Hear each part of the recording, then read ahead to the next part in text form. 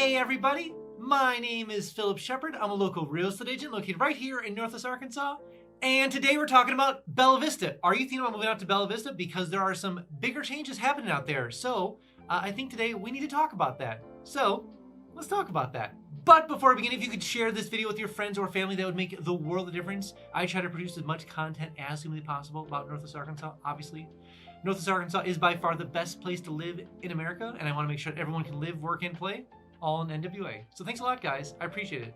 Also, if you haven't been down to Northwest Arkansas, I made something called the NWA Starter Pack. It sounds exactly what it is. It's the NWA Starter Pack. It's full of just NWA stuff in a box. So if you want to have that box delivered right to your home, it's full of what are the hospitals like? What are the schools like? What are the cool things to do in Northwest Arkansas? What are the downtown sections like? What business? It's the whole thing. If you want everything.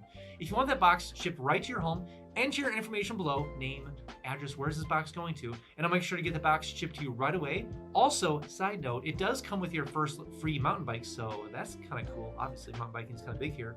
And it's my favorite four-letter F word.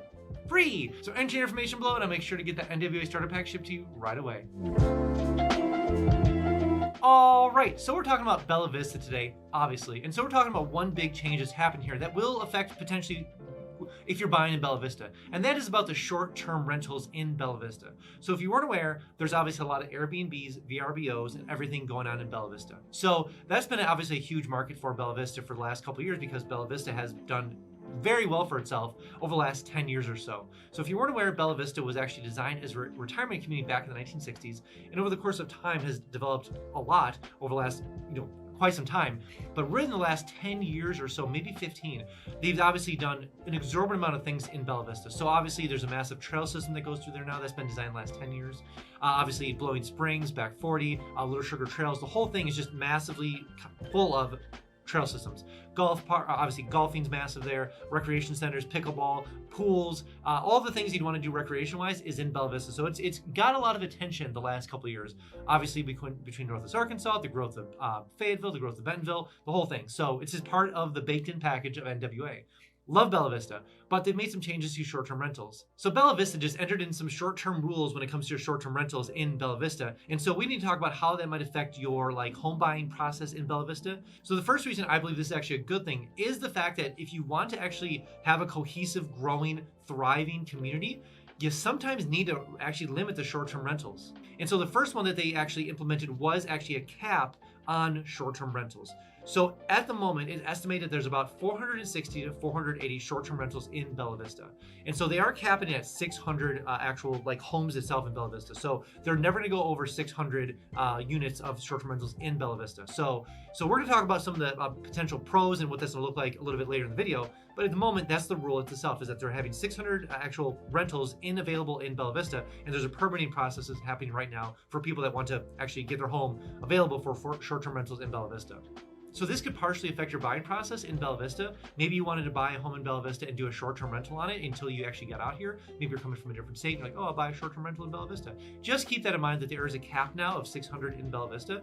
Now, little side note, this is built into the cake as well, is the fact that a short-term rental is considered 30 days or less. So if you want to rent your home over 30 days, it is not considered a short-term rental. So that is obviously a good avenue to go down if you want to buy a house in Bella Vista, you want to rent it out for a period of time longer than 30 days, that won't be a problem because it's not considered a short-term rental then. So keep that in mind. But that's kind of the general sense of the rules of the short-term rental. The two big things are 600 limited permits for short-term rentals in Bella Vista, and a short-term rental is considered 30 days or less. Also, it looks like according to the rules, and I'll link all this stuff below if you want to read through it, is the fact that if you are owner-occupied and you rent your house out for a couple days throughout the year, if you're owner occupied, that's the key thing. It is not considered a short-term rental, at least from my reading actually in the rules itself. So read below. It seems like if you are owner occupied, they obviously verify if you're owner occupied. So if you are owner occupied, it doesn't consider a short-term rental at that point. So that's kind of cool. All right, so that's kind of the generic rules. Let's talk about if these are good things or not. So I'm more in the favor of this is a good decision overall.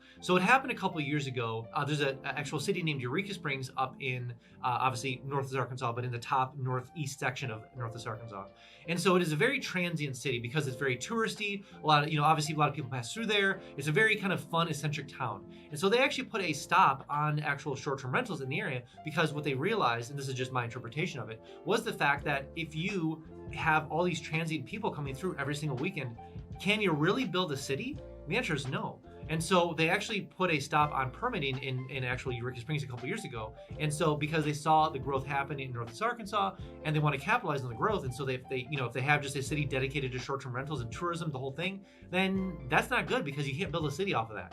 And so the same thing happens with Bella Vista, is that if the problem is that if every single person that coming in here buys a short-term rental and just continues to, short-term rent out their home, if they buy a home and they short-term rent it out all the time, you can't really build a community. You can't really build a, cohesive community in general. You can't have people like showing up all the time at, racquetball or pickleball or going to you're just not gonna have as many people because it's gonna be a transient area. So I thought it was a smart decision to start limiting it now before it gets, like, I would consider out of control. And so they were smart about it, putting on a cap on it and actually making it available so that people can actually have a community versus, everyone renting out their stuff all the time. It just does not usually end well.